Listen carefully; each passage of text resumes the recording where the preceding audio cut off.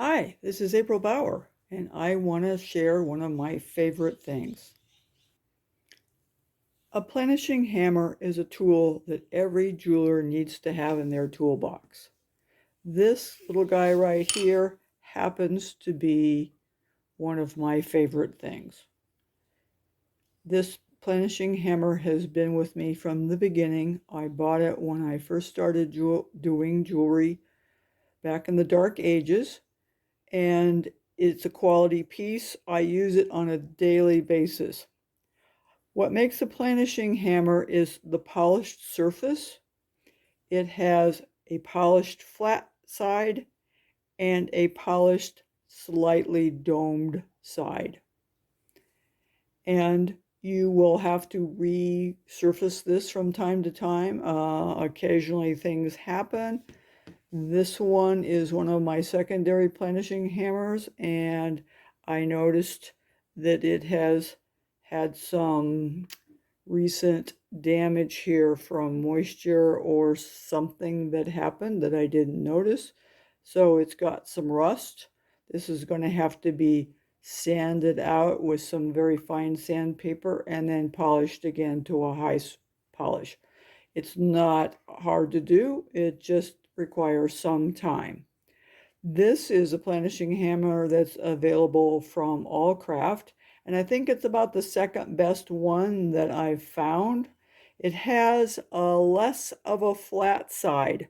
Both sides are slightly more domed than my original. This flat isn't quite flat, but you don't want it real flat because you can never hit exactly parallel to the surface, so you're always going to have a little dent in the metal if it's real sharp and flat. Now here's a good example of a really bad planishing hammer. Sorry, Eurotool, this one really sucks. It has a flat side, it has a slightly domed side, but it came with dents in it, and it wasn't really polished. It's one of those crappy ones that they just kind of chrome plated.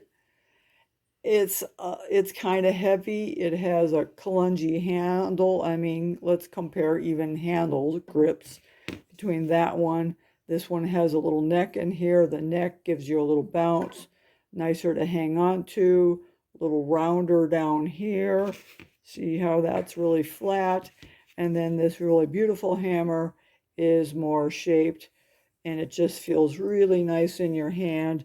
And when this thin area allows for a little flexing, it's just a beautiful hammer. Unfortunately, I don't know who makes this anymore. I believe this was made by Dixon, but you can find one similar. Now, can you use something else? Yeah, you could use any kind of polished surface. Would this work for a planishing hammer?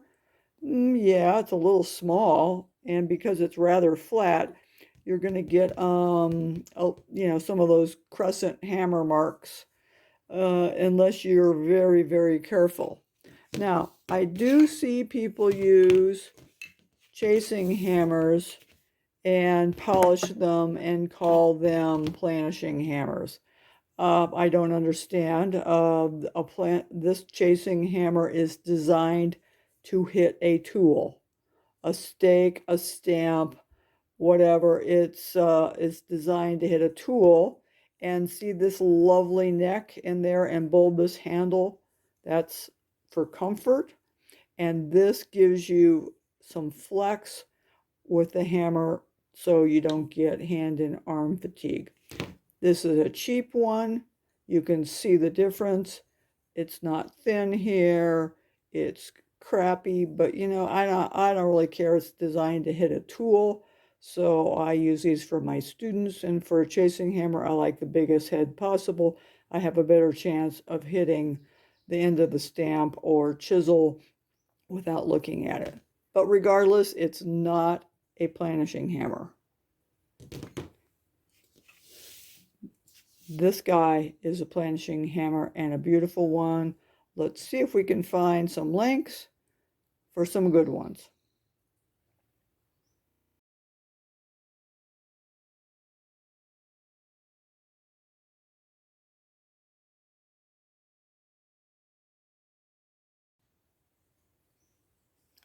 What does one do with a planishing hammer? Well, a planishing hammer is designed only to hit metal, not stamps, not nails, not the table, not the anvil. You want some metal between you and the anvil and the surface. And if you don't abuse it, it will look beautiful forever. And the marks that are on there end up on here. So, planishing. What's planishing?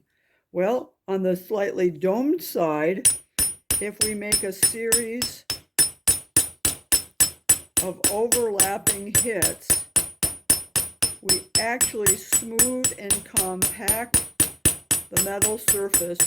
You could planish out a scratch, but you can see there a nice planished surface with the domed side, and the flat side gives you even more. And if you use a tiny bit of a sliding motion, you can smooth out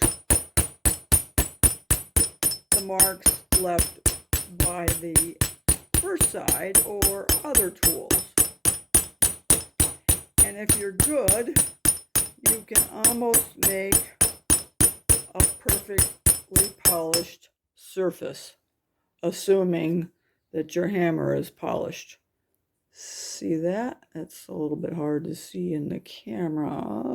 Okay, but it is. It's pretty shiny. The other thing I use it for on a daily basis is I do a lot of step rolling with my rolling mill, or even if this was hammer forged out, hammer tapered. See those little steps? See how where it stops and starts and gets bigger? Let's planish those out. I use the flat side of the hammer.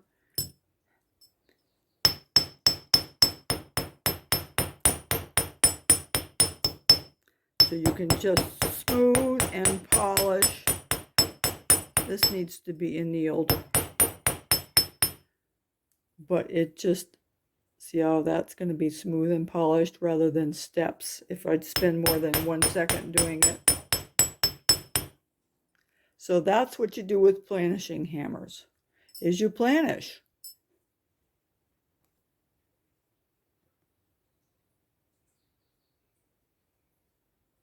See my sandbag? That's another little trick.